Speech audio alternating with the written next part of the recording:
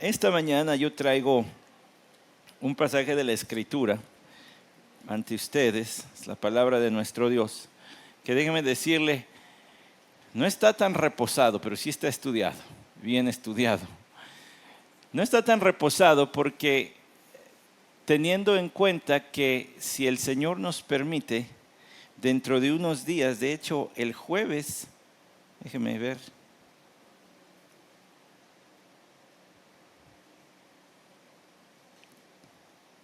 se deben cumplir 40 días de la Pascua más o menos, miércoles o jueves. Es decir, no que nosotros la celebremos, pero usted sabe que en el calendario bíblico, ¿qué sucedió a los 40 días? La ascensión del Señor Jesucristo.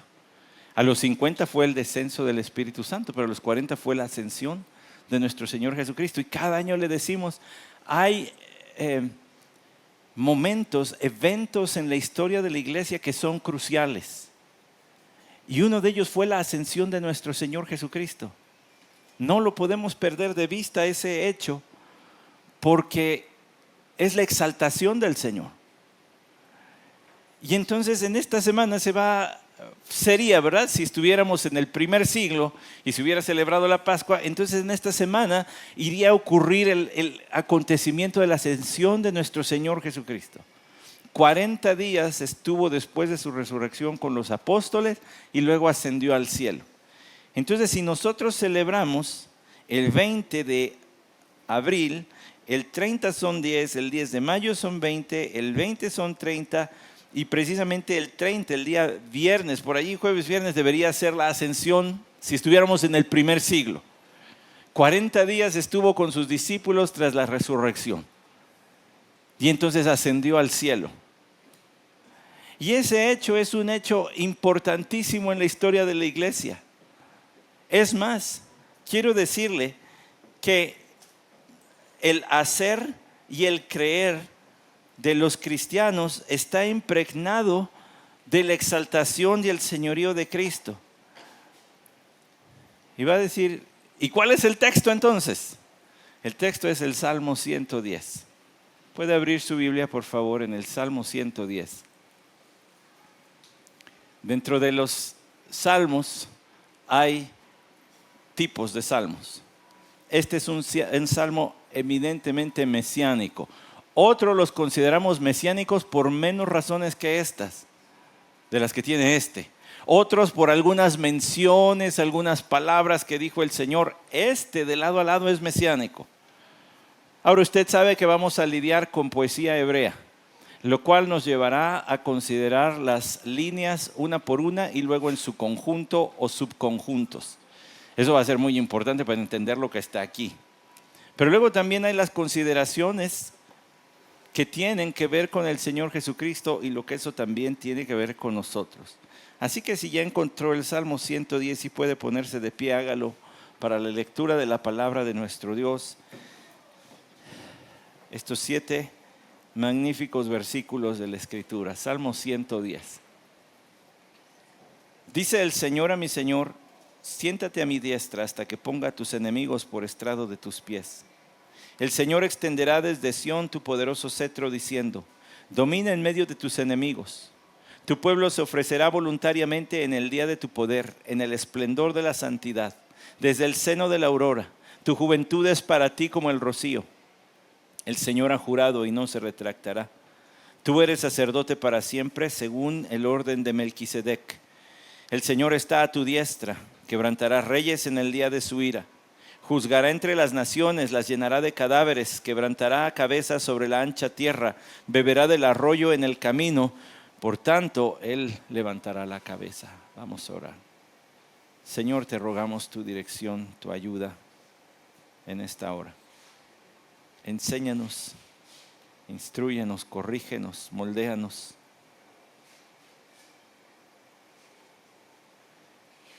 Pero que tu Hijo sea exaltado. Amén. Tome su lugar.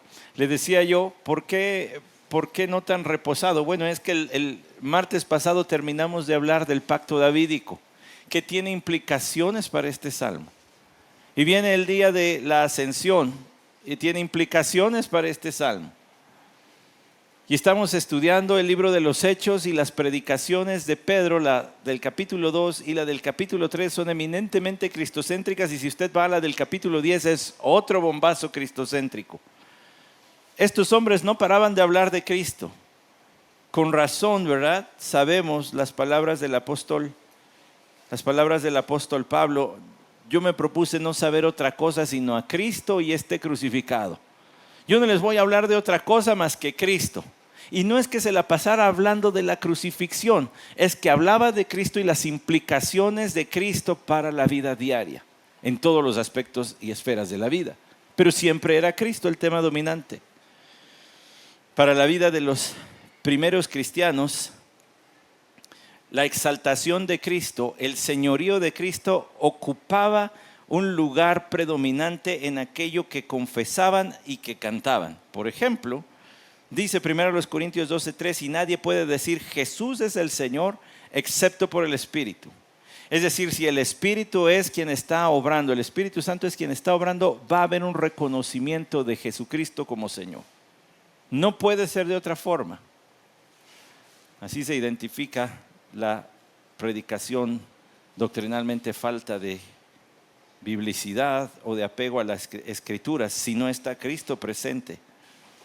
Los primeros creyentes tenían himnos que exaltaban a Cristo. Un ejemplo de estos es Filipenses 2, 9 y 10, por lo cual también Dios le exaltó hasta lo sumo y le confirió el nombre que es sobre todo nombre, para que al nombre de Jesús se doble toda rodilla. Entonces, aunque no es del todo dogmático el decir esta era parte de un himno, es probable que haya sido parte de un himno que era popular. La semana pasada estuve yo en otra iglesia y cantamos algunos de los que cantamos aquí. Otros nuevecitos que yo no conocía al menos, pero algunos de los que cantamos aquí. Parece que esas eran palabras de un himno popular y común en tiempos de las primeras iglesias.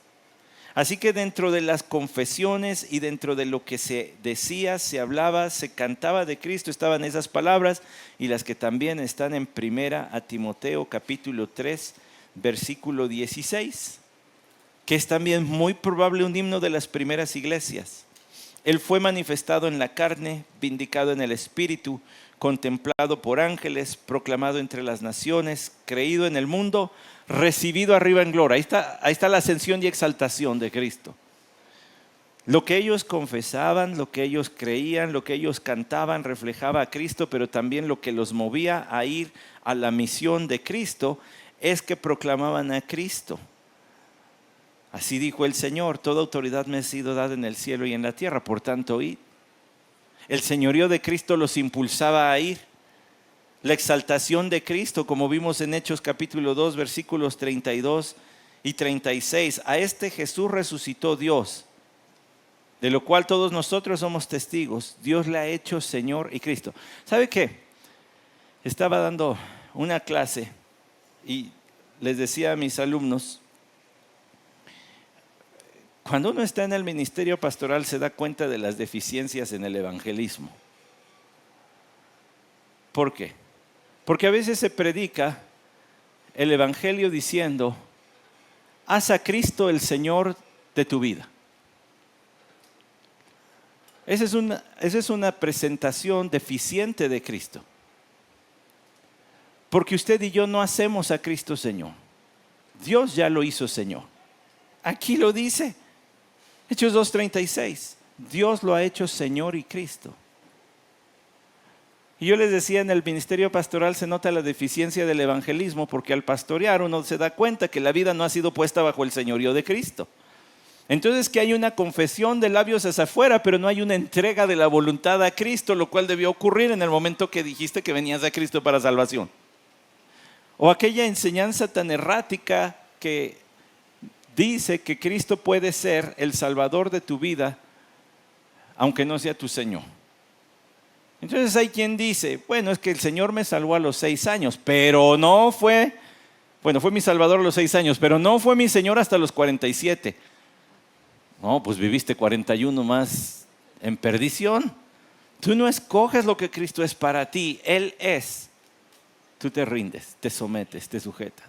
Y no es que seamos salvos por obras, porque ese es el otro lado de la balanza.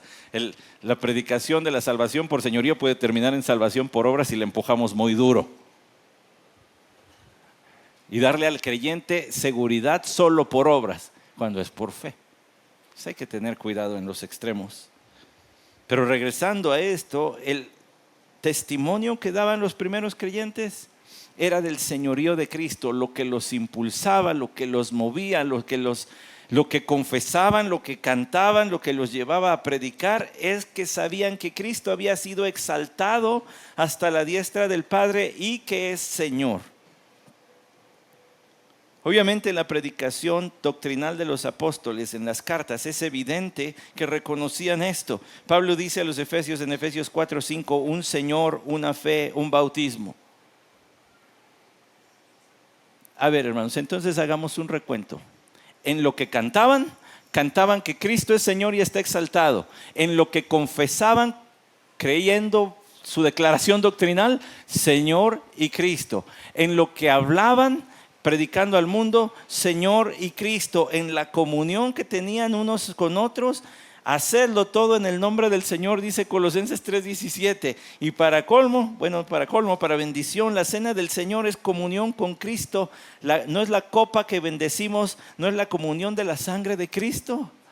Todo lo era Cristo. Cristo en lo que confiesas, en lo que crees, en lo que predicas, en lo que cantas y lo que te une a los demás, y es el centro de la comunión. Eche un vistazo alrededor y encuentre cuáles son los comunes denominadores externos que hay en esta congregación. Mire, hasta en la alabanza se nota, ¿verdad? Y gracias a Dios están los hermanos que traen el guaguancó por dentro. Y estamos los que más quietecitos, ¿verdad? Y de ambos se agrada el Señor, así que todos son bienvenidos. Está el que alza las manos, está el que se las agarra. Y todos son bienvenidos y ambos alaban al Señor y el Señor recibe su alabanza. No pasa nada. Porque lo que nos une es el Señor, no las cuestiones exteriores. Si lo que nos une es el Señor, entonces nuestra unidad es el vínculo más fuerte que existe en el mundo. Y por eso Pablo le dijo a los efesios que nos une un Señor, una fe, un bautismo, un Dios y Padre de todos que está sobre todos y es en todos. Un espíritu. Entonces eso no lo une con ningún compañero de trabajo, por muy bien que le caiga. Con su primo el favorito, aunque se lleven de a cuartos. Como dicen, comíamos frijoles del mismo plato. Pues sí, pero si no es creyente, no estás tan unido a él. Aquí sí. Y entonces, todo eso nos da introducción para llegar al Salmo 110. El salmo más citado del Nuevo Testamento. 12 veces en el Nuevo Testamento se hace referencia a este salmo. 12 veces. Es el salmo más citado y por mucho. Junto con el 118, pero este todavía gana. ¿Qué es que lo hace tan importante para el pensamiento cristiano del primer siglo que constantemente hacían alusión a este salmo? Que este salmo presenta a Cristo, y si a usted le interesa el título, ¿verdad? Este salmo presenta a Cristo como Rey, sacerdote y vencedor. Cristo como Rey, sacerdote y vencedor. Por eso le dice el Señor a mi Señor: siéntate a mi diestra hasta que ponga a tus enemigos por estrado de tus pies. ¿Usted le suenan estas palabras al Nuevo Testamento? Porque ya le dije, las citó el Señor.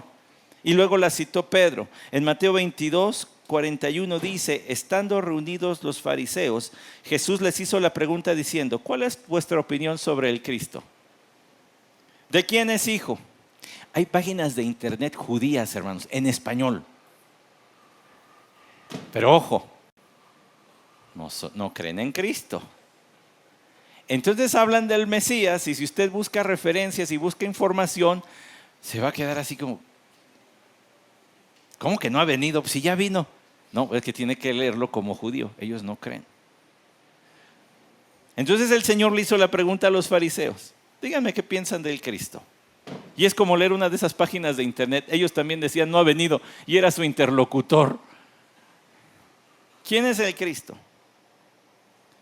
¿De quién es hijo? Ellos le dijeron de David.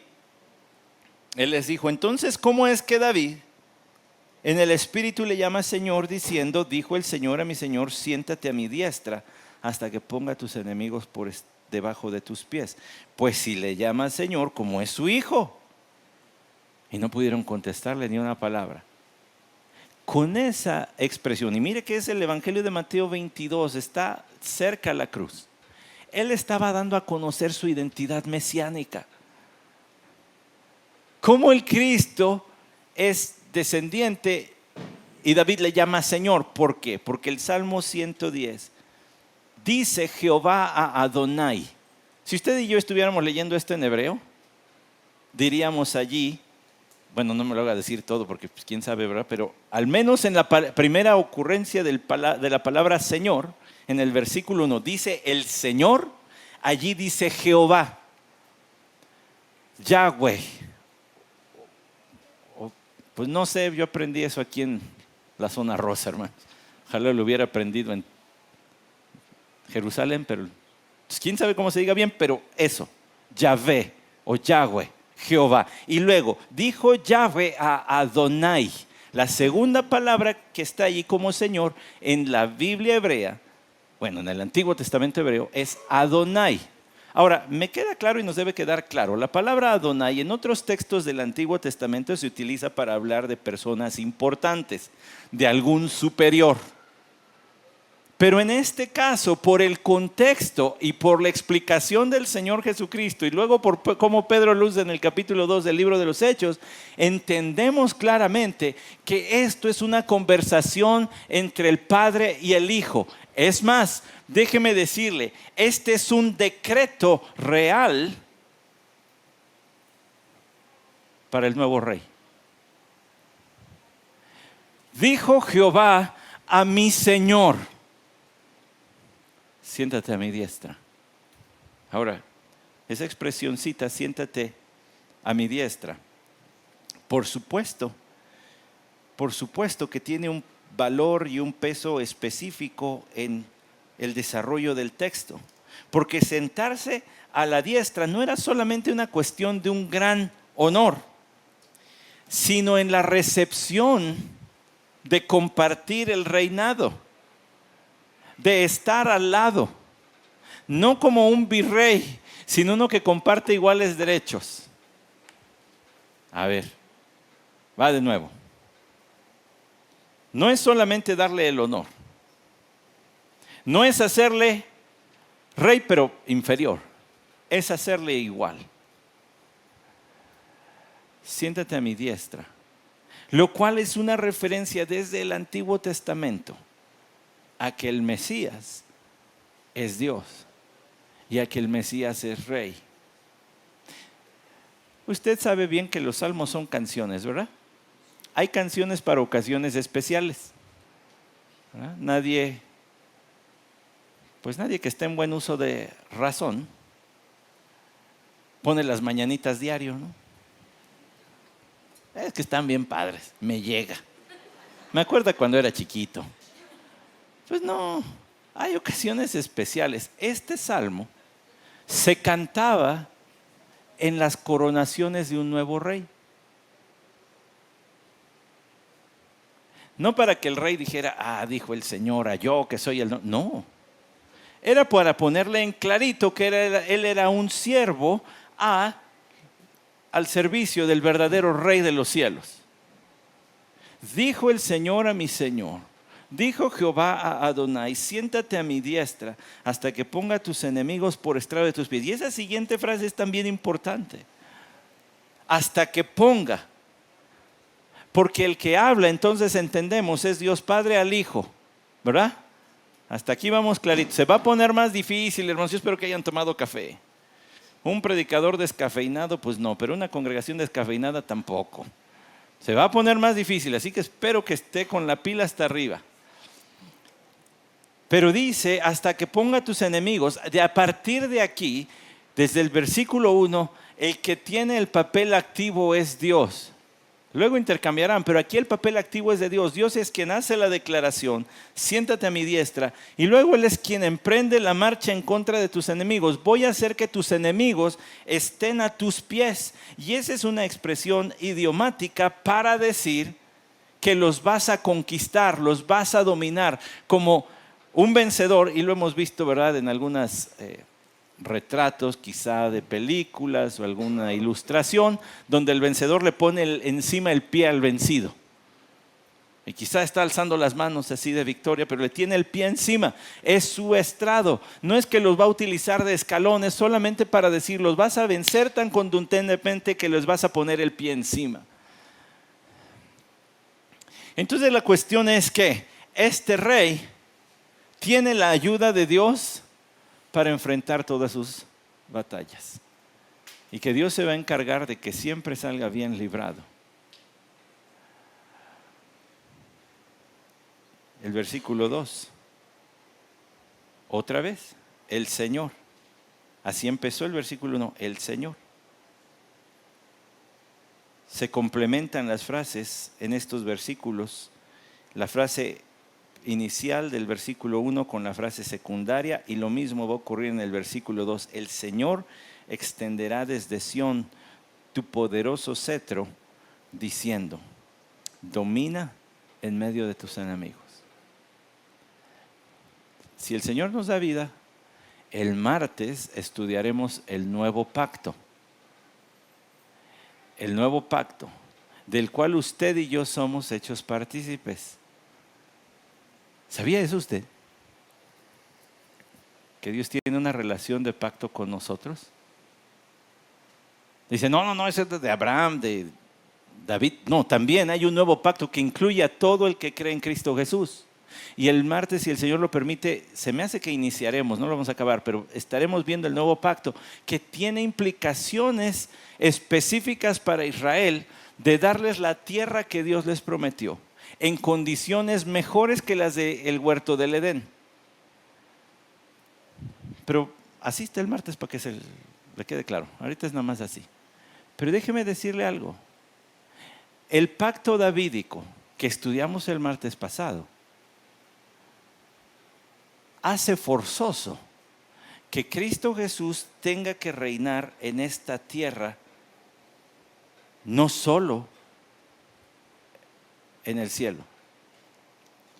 Porque a David se le prometió, y esto lo vimos el martes pasado, pero de todas maneras se lo leo en segundo libro de Samuel, capítulo 7, versículo 13. Él edificará casa a mi nombre y yo estableceré el trono de su reino para siempre. O sea, de la familia de David debe haber alguien que gobierne para siempre. El versículo 16 reitera, tu casa y tu reino permanecerán para siempre delante de mí, tu trono será establecido para siempre. Pero ¿dónde reinó David? David reinó en Jerusalén. Por la promesa de Dios es necesario que el Mesías, Cristo Jesús, reine desde Jerusalén. Que no solamente tenga un reino celestial en gloria, sino que venga a este mundo a reinar. Faltó café. Porque ayer era donde uno dice, amén, eso nos gustó. Un día Cristo Jesús va a estar de regreso en esta tierra, físicamente presente, caminando sobre esta tierra, y va a ir a Jerusalén a gobernar para siempre, bueno, al menos durante 1000 años, y luego para siempre en su reino celestial.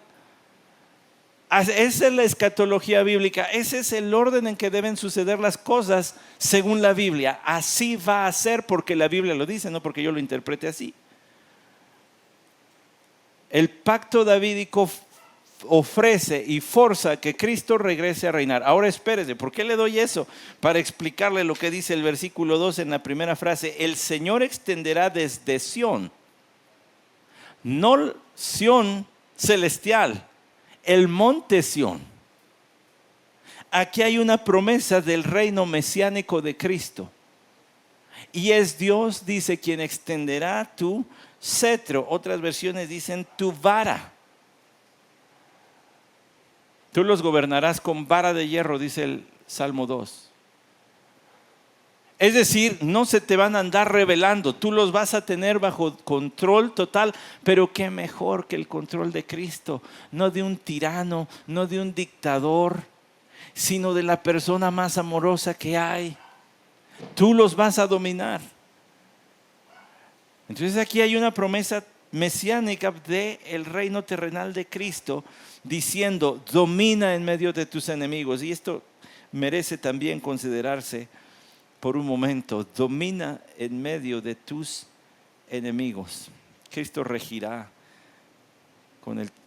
desde el trono que le dé Dios. Este versículo no es para la Navidad nada más, aunque lo recordamos mucho en Navidad. Isaías 9:6, ¿ya veía lo que dice? A ver, para que se me despabile tantito. Isaías 9:6. Pues yo lo tengo aquí, pero quiero ver si su Biblia también lo tiene. No vaya a ser que no lo tenga y por eso vivimos todos angustiados. Pero si lo tiene, entonces no deberíamos vivir tan angustiados, porque dice, porque un niño nos ha nacido, un hijo nos ha sido dado y la soberanía reposará sobre sus hombros y se llamará su nombre admirable consejero, Dios poderoso, Padre eterno, príncipe de paz. Escuchó, la soberanía reposará sobre sus hombros.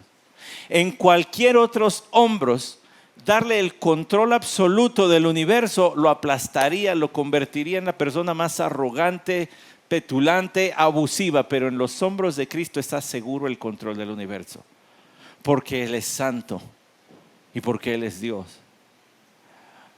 Entonces, Dios le dará este dominio de lado a lado. El versículo 3 plantea algunos retos de interpretación. De hecho, es otro texto, otro versículo donde se complementan las frases. Tu pueblo se ofrecerá voluntariamente en el día de tu poder, en el esplendor de la santidad, desde el seno de la aurora. Tu juventud es para ti como el rocío. Mire, déjeme decirle una cosita. Momento técnico. Entonces, dele así al de al lado para que ponte el tiro porque viene algo más dificilito. ¿Quién es? El idioma hebreo no tiene o no tenía vocales. Estas fueron añadidas después por la gracia del Señor, hermanos, porque si no, ¿quién aprendía eso? ¿O no, Jesús? Sin vocales parece así como escribían los Transformers, haga de cuenta. No se entiende nada. Pero con vocales hay de dónde agarrarse. Y además le pusieron algunos simbolitos que nos ayudan a entender. Uno de ellos, esto no es palabra inspirada, pero eruditos lo hicieron para tratar de darnos una idea de cómo entenderlo. Pusieron un simbolito que divide cada versículo a la mitad. Una primera idea y luego la segunda. Si usted analiza esto en el idioma que fue escrito, que es el hebreo, usted verá que tu pueblo se ofrecerá voluntariamente en el día de tu poder, en el esplendor de la santidad, desde el seno de la aurora. Estos expertos dijeron, aquí acaba la primera mitad. La segunda mitad es, tu juventud es para ti como el rocío. O sea, les quedó una grandota y una chiquita. Pero es que son mitades conceptuales. Entonces, la idea es esta, que desde tu pueblo hasta aurora es un solo pensamiento. Sin embargo, nos plantea algunas dudas. Porque el primer versículo dice, siéntate a mi diestra hasta que ponga a tus enemigos por estrado de tus pies. El segundo dice, el Señor extenderá tu cetro, domina sobre tus enemigos. Ya vio, ¿verdad? Los dos primeros versículos hablan de enemigos. Es un rey que tiene enemigos, pero que recibe la ayuda divina para gobernar sobre todos ellos. En el versículo 3, le es prometida no ayuda divina, sino humana. Tu pueblo. Primero déjame empezar por esta frase, en el día de tu poder. Es una frase bella, porque hace referencia al día que el Señor muestre su poder sobre sus enemigos.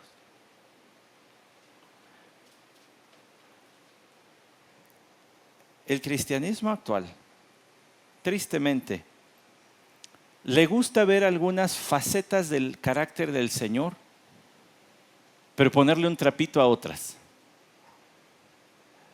Que no se vea. Presentemos este Jesús amoroso, tierno, compasivo, que hace milagros, que te ayuda, que quiere una vida bonita, feliz para ti. Y porque presentamos así a Cristo es porque muchos que claman el nombre del Señor no están dispuestos a sufrir ni incomodidad por predicar el Evangelio. No, pues a mí me dijeron que me iba a hacer la vida más fácil, pero eso de llevar el Evangelio allá donde hay que irse a dormir al piso y... No, pues ¿qué pasó? Pues sí, porque te presentaron un Jesús blandengue. No el que toma tu vida y dice es mío y ahora haces lo que yo digo, al costo que sea cuando sea. Ese es nuestro Señor. Y este versículo, y a partir de aquí, toma un carácter fuerte, bélico. Tu pueblo se ofrecerá en el día de tu poder. ¿Cuál es el día del poder del Señor? Bueno, cabe señalar que es una frase similar a el día del Señor, el día escatológico del Señor.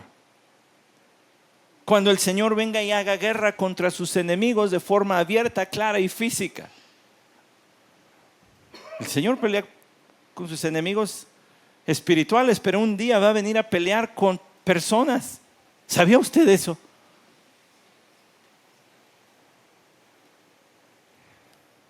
Si no lo sabía, me es un gusto introducirle Apocalipsis capítulo 19.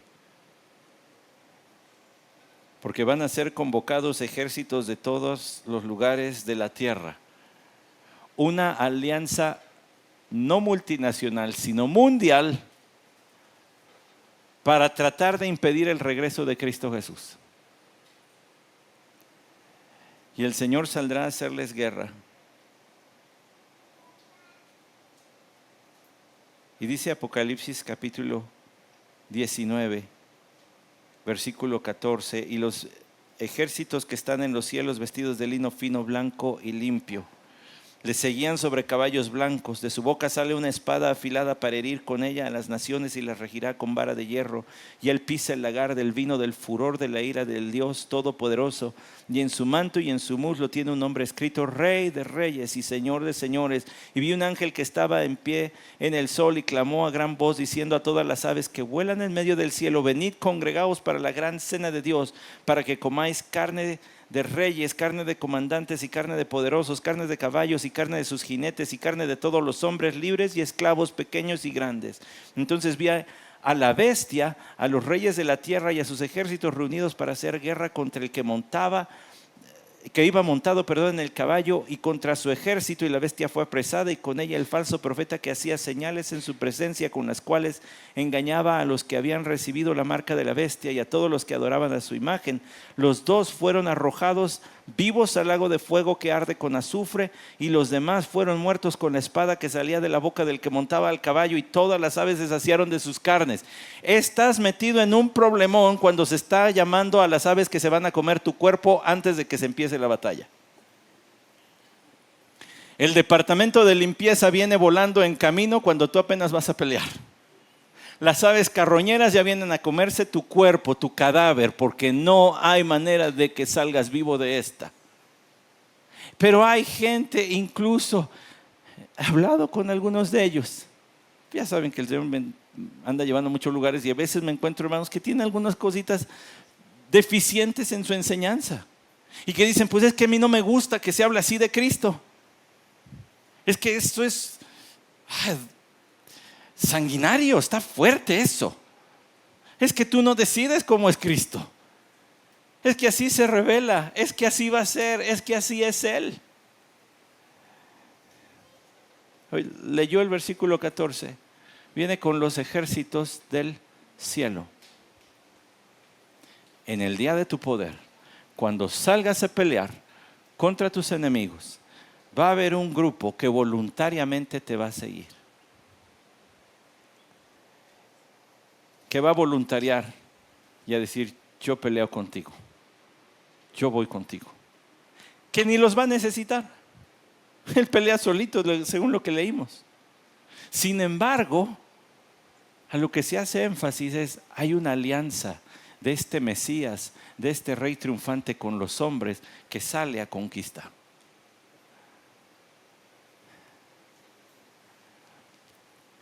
¿Cuándo se voluntarían estos? Se voluntarían cuando dicen: Cristo, pequé y no tengo más remedio que creer en ti como Salvador.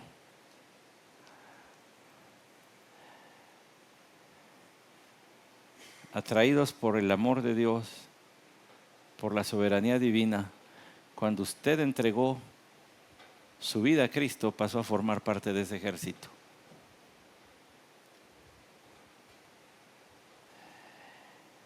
Ellos van a venir voluntariamente en el día de tu poder, en el esplendor de la santidad. ¿Qué frase es esa? Vio que estos ejércitos vienen vestidos de lino fino, blanco, resplandeciente, porque eso representa la santidad. Es una forma externa de hablar de la pureza interna. Van a venir vestidos de santidad. Y como alguien dijo en estos días, vamos a venir en pijama.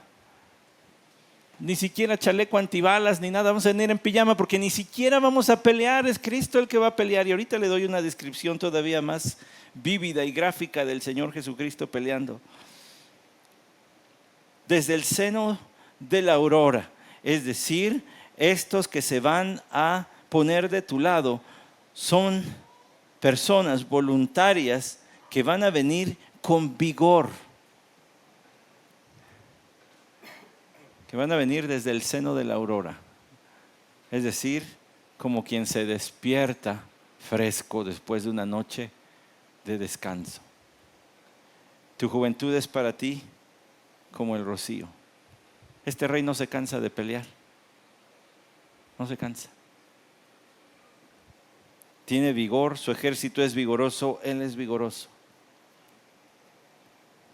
Hasta aquí acaba la sección del rey. Le dije que este Salmo 110 presenta a Cristo como rey, como sacerdote y como vencedor. Ahora vea la parte del sacerdote. Versículo 4, el Señor ha jurado y no se retractará. Tú eres sacerdote para siempre según el orden de Melquisedec. Déjeme decirle que así como se menciona en el primer versículo, dijo el Señor a mi Señor, siéntate a mi diestra. En el versículo 4 dice, tú eres sacerdote. Otra vez es Dios hablando. Otra vez es Dios dándole palabras a su Hijo. El Padre al Hijo. Dios a su Mesías, a su ungido. Y en estas palabras le dice algo que nadie más ha escuchado en la historia de la humanidad. Tú eres sacerdote para siempre.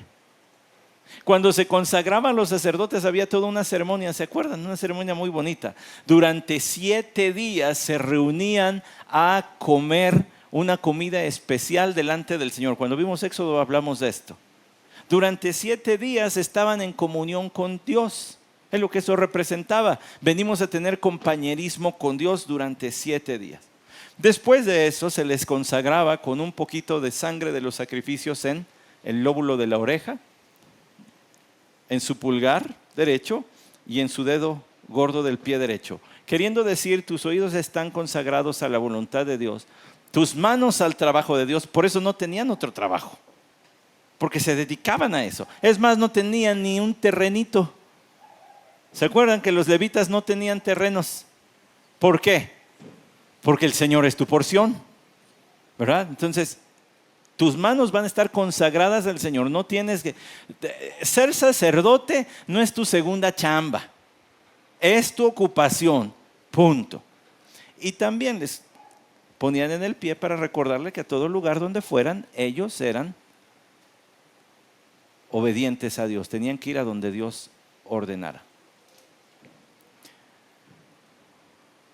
Pero a ninguno se le decía, tú vas a ser sacerdote para siempre. Y la razón por la que no se le decía es porque sus vidas iban a ser interrumpidas, iban a morir. Vas a ser sacerdote para el resto de tu vida, pero no para siempre. Porque solo Cristo puede ser sacerdote para siempre, porque solo Cristo es eterno, porque solo Cristo cuando murió resucitó.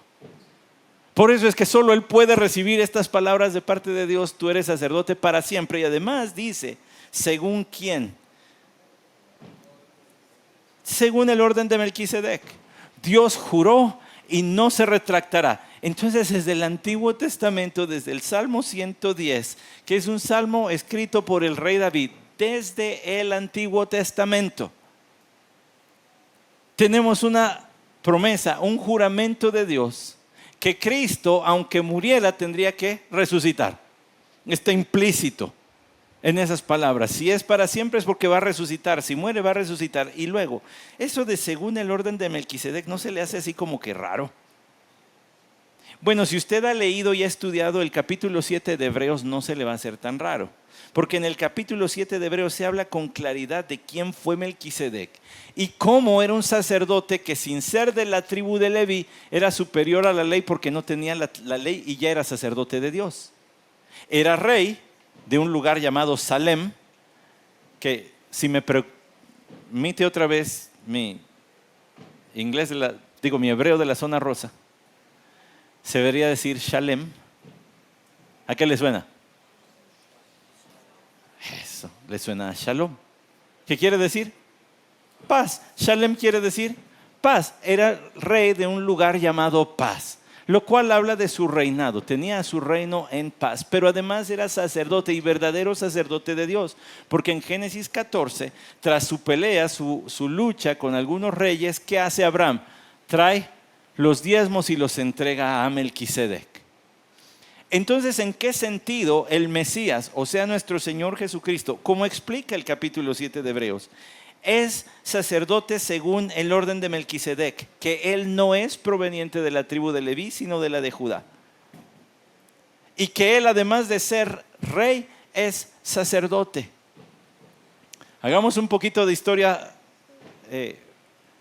bíblica. ¿Por qué fue depuesto Saúl del reinado?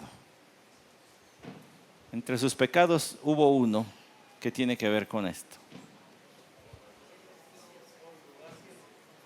¿Mandé?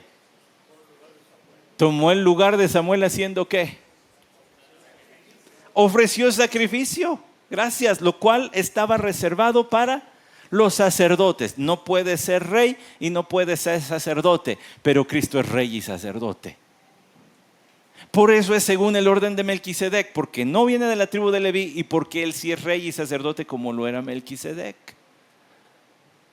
Dios no se va a retractar. El Mesías tendría que ser rey, o sea, es rey y tendría que ser sacerdote. Y él es sacerdote porque además, como todo sacerdote, vive para interceder perpetuamente a los que a él se acercan.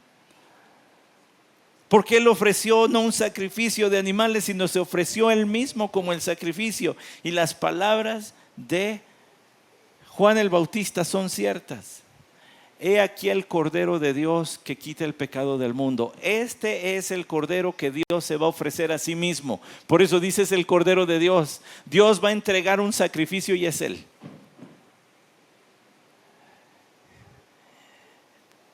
Tú eres para siempre sacerdote según el orden de Melquisedec. Este sacerdocio de nuestro Señor Jesucristo es lo que nos lleva al Padre. Él, habiendo entrado, dice el escritor a los hebreos, no con sangre ajena, sino con su propia sangre, entró al lugar santísimo una vez y para siempre. No hay necesidad de más sacrificios. Al morir Cristo se hizo innecesario cualquier otro. Es Él el sacrificio. Todos los animalitos que fueron entregados antes de Él solamente eran un recordatorio de lo que Él vendría a hacer. Y a partir de Él no hay necesidad de otro. Se acabó. Casi acabamos, pero viene una parte tremenda, de esas que espantan a quien no está firme. El Señor está a tu diestra, quebrantará reyes en el día de su ira. Juzgará entre las naciones, las llenará de cadáveres, quebrantará cabezas sobre la tierra. beberá del arroyo en el camino, por tanto él levantará la cabeza. Entonces, piense ahora en esto. Empezó diciendo, siéntate a mi diestra. Entonces, en nuestra lógica, está hablando de que el Padre queda a la izquierda del Hijo, ¿verdad? Pero ahora en este versículo hay un cambio de posiciones. Ahora el versículo 5 no dice el Señor se sienta a tu diestra, sino dice el Señor está a tu diestra. Ahora ya cambiaron otra vez. Ahora el Hijo tiene al Padre a su derecha. ¿Por qué hay este lenguaje simbólico? No lo tome literal, es simbolismos. ¿Por qué se habla ahora del Padre estando a la derecha? Bueno, déjeme decirle, hay este intercambio de posiciones porque estar a la mano derecha, no sentado, sino de pie. Y usted y yo sabemos que Dios es espíritu, entonces no tiene pies. Pero es solamente para decir está, no está sentado, pero ahí está a un lado. Estar a la derecha de alguien es estar en el lugar de ayuda. Venir a la ayuda de alguien. No decimos nosotros todavía al día de hoy, es mi mano derecha. ¿Qué está diciendo? Me es de mucha ayuda esta persona. Cuando habla de que el Señor está a tu derecha, está hablando que el favor de Dios, la ayuda de Dios será absoluta, total e incondicional para el Mesías hasta que se cumplan todos los propósitos que Dios tiene trazado para su mesianismo. Todos los propósitos de Dios para Cristo, Dios mismo los llevó a cabo y los llevará a cabo.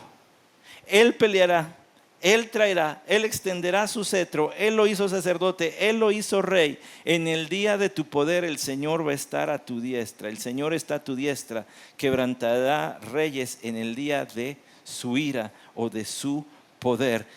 Joel capítulo 2 versículo 1 dice, tocad trompeta en Sión y sonad alarma en mi santo monte. Tiemblen todos los habitantes de la tierra porque viene el día del Señor. Y cuando eso suceda, las personas van a decir, caed sobre nosotros, a los montes y a las peñas, caed sobre nosotros y escondednos de la presencia del que está sentado en el trono y de la ira del Cordero. Mire, déjeme decirle algo, y le he contado esta anécdota. Cuando se vino esta influenza H1N1, que fue más bien aquí en México, especialmente en la Ciudad de México, fuimos mi esposa y yo al Walmart, y estaban las filotas, las compras de pánico. Ahí íbamos nosotros caminando y escuchamos a dos amigos que se encontraron. ¿Y qué pasó? ¿Cómo estás? Pues aquí, mano, viviendo el apocalipsis. A lo mejor lo dijo en un sentido socarrón y chistoso, pero no tiene ni idea de lo que es el apocalipsis. Y le voy a decir algo. Cuando llegue la tribulación, hasta los no creyentes van a saber qué es la tribulación.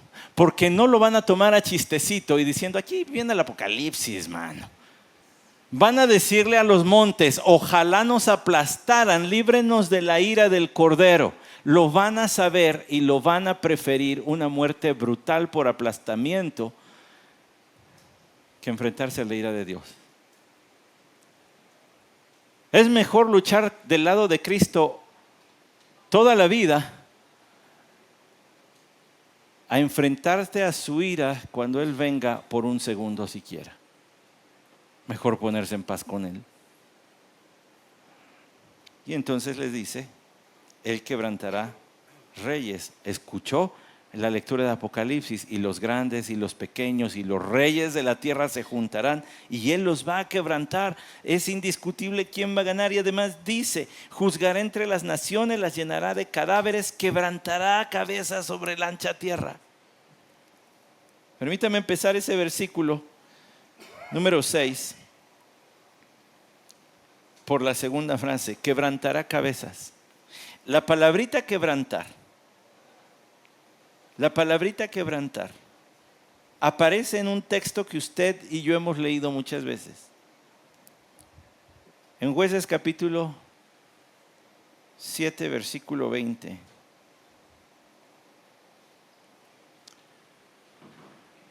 Cuando los judíos llevaban ollas y lámparas, y se le dijo a Gedeón, a tu señal, que quiebren todas las ollas.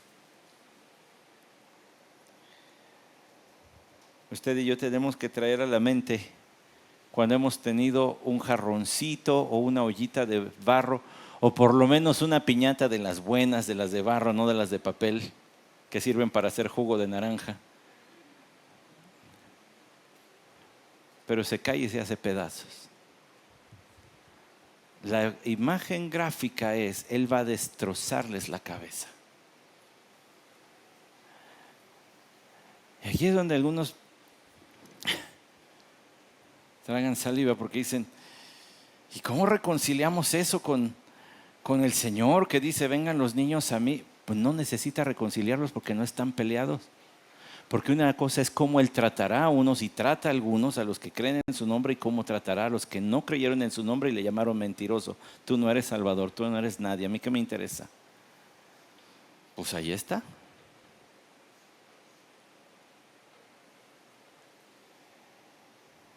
Él va a quebrantar como si fueran ollas de barro sobre la ancha tierra. Es decir, por todos lados el mundo no quedará sin ser testigo de la ira del Cordero de Dios cuando Él venga a reinar. Juzgará a las naciones, dice, y por supuesto que hay este tipo de referencias del Salmo 2.8 y como pídeme y te daré las naciones como herencia tuya y como posesión tuya los confines de la tierra. Tú los quebrantarás con vara de hierro, los desmenuzarás como vaso de alfarero. Qué bonita traducción. Porque hay algunas formitas allí en el idioma hebreo que merecen intensidad y aquí se escogieron las palabras buenas, desmenuzará, quebrantará, los va a hacer añicos, los va a hacer cachitos. El pastor MacArthur tiene un libro que se llama El Jesús que no puedes ignorar. Este es el Jesús que no puedes ignorar. Porque si no tienes una parte de Jesús. Pero nada de esto va a ser demasiado. Porque Él es un juez perfecto y sabe cómo castigar el pecado y la maldad. Y lo que Él haga lo va a hacer en perfecta justicia, en armonía con todas sus demás perfecciones. Así que nosotros no estamos aquí para juzgar sus actos, sino para aceptarlos y decir, y así recibirás gloria también, Señor. Y eso nos lleva a clamar todavía más fuerte por nuestros hijos, esposos, esposas, primos, tíos, abuelos, compañeros de trabajo, amigos, etcétera, que no conozcan a Cristo. Nos lleva a eso. Porque si no van a enfrentar a este Cristo o esta faceta del Señor. ¿Notó que este salmo es comúnmente usado en las conferencias misioneras? Pídeme y te daré las naciones, los confines de la tierra. Como diciendo, pídele a Dios que te deje llevar su evangelio a tal país y Él te va a llevar. Pues es una ignorancia del contexto bíblico muy grande, porque no es una promesa de conquistar a las naciones con el evangelio. Es una promesa del Padre al Hijo de darle un grupo de personas sobre las cuales va a manifestar su vara de hierro, su justicia y su poder. Y así como Dios escogió a algunos, y aquí es donde usted se le debe de palpitar duro el corazón, así como Dios escogió a algunos para amarles, por toda la eternidad también va a tener un grupo sobre el cual va a mostrar su poder y su señorío y su justicia. Te voy a dar un grupo sobre el cual vas a mostrar tu poder y tu santa venganza.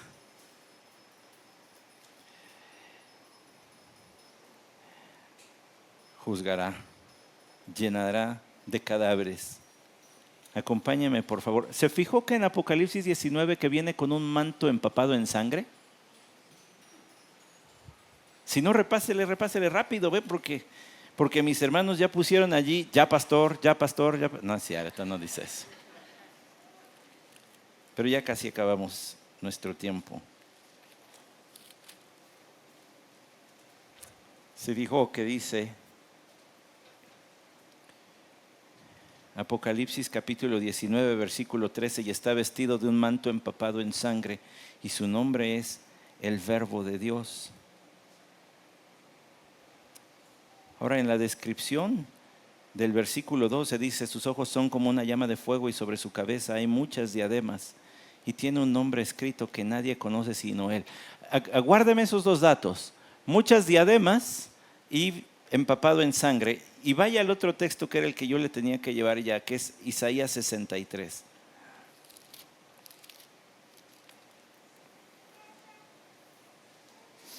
¿Quién es este que viene de Edom? De Bosra, con vestiduras de colores brillantes, este majestuoso en su ropaje, que marcha en la plenitud de su fuerza. Soy yo que hablo en justicia, poderoso para salvar. Porque es rojo tu ropaje y tus vestiduras como las del que pisa en el lagar. El lagar es donde se aplastaban las uvas para hacer vino, y obviamente ese jugo salpicaba e impregnaba de tinte rojo la ropa. El lagar lo he pisado yo solo. De los pueblos ningún hombre estaba conmigo. Lo pisé en mi ira y los hollé en mi furor. Su sangre salpicó mis vestiduras y manché todo mi ropaje, porque el día de la venganza estaba en mi corazón y el año de mi redención había llegado. Y sigue hablando, pero yo voy a dejarla hasta allí. Este es Cristo, a quien se le pregunta por qué. Si leyó el versículo 13, el manto empapado en sangre, acá Isaías pregunta, ¿por qué estás empapado en sangre? Y dice, porque yo he pisado el lagar de la ira del Señor solito. Y aunque vendrá acompañado de ejércitos humanos y angelicales, Él lo va a hacer solito. Él se va a encargar porque Él se basta, no nos necesita. Ahora, su manto está empapado en sangre, pero no es su sangre de su crucifixión, es la sangre de sus enemigos.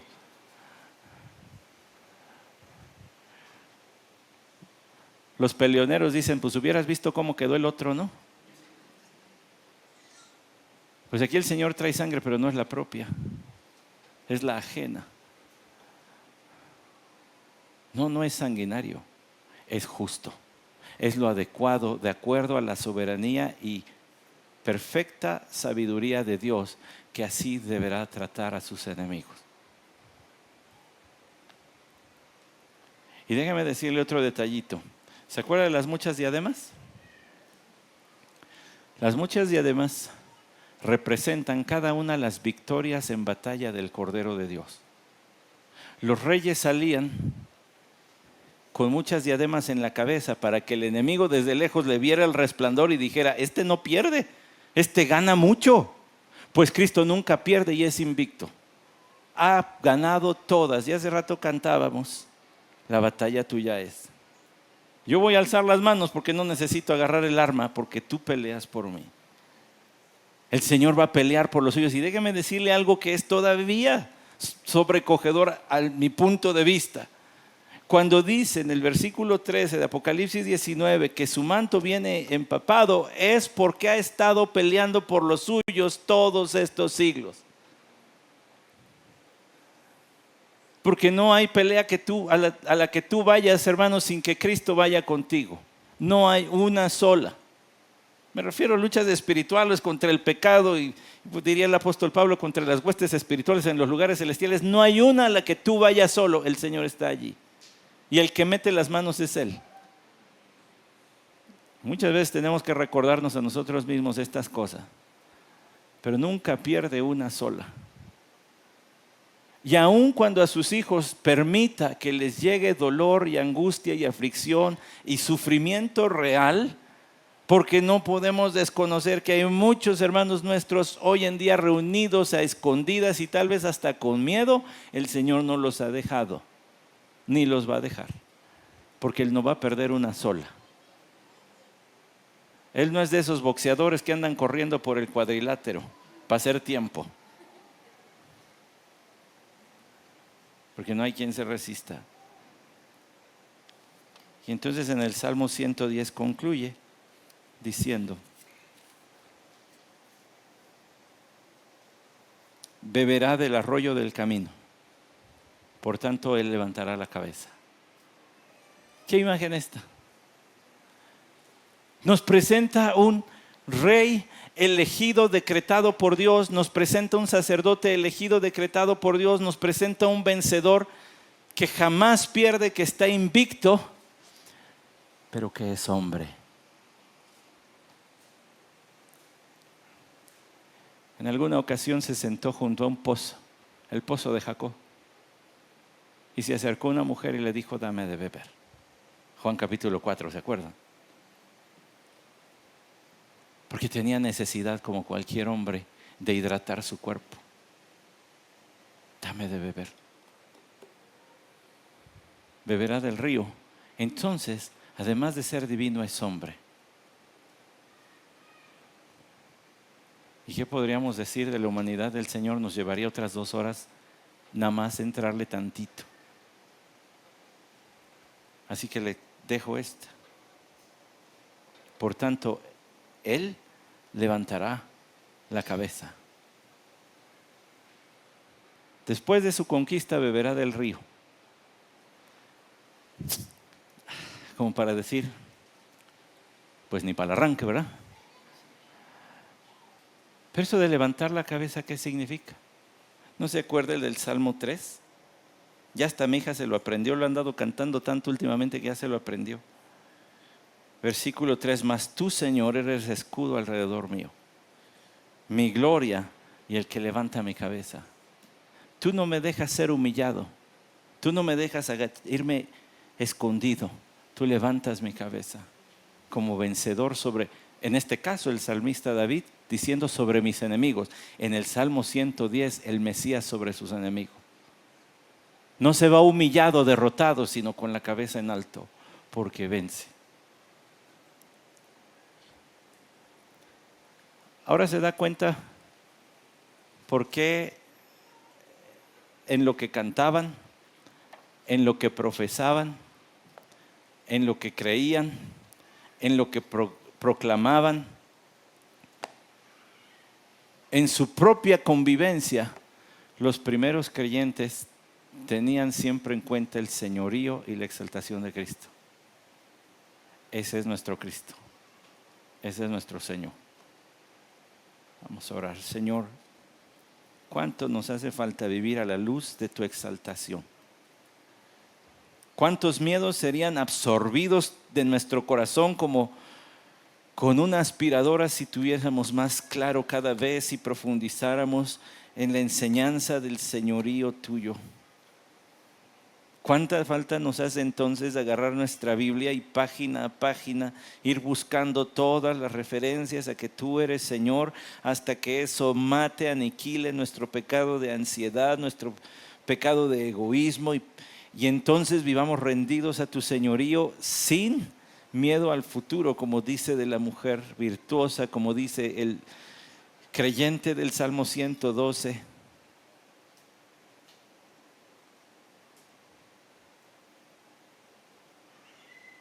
Él sigue siendo rey, sacerdote, vencedor.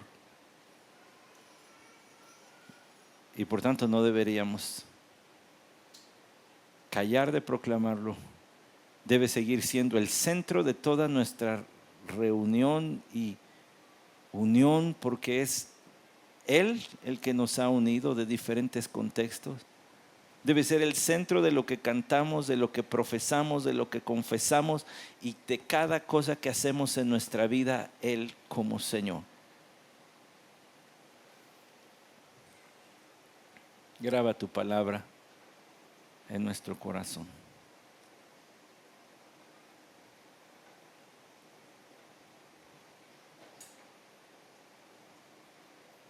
Que este Rey derroque al yo en nuestro corazón cada día y cada día más. Que su espada corte la cabeza de esos pecados que brotan, surgen, germinan en un corazón que no entiende claramente quién es el Señor.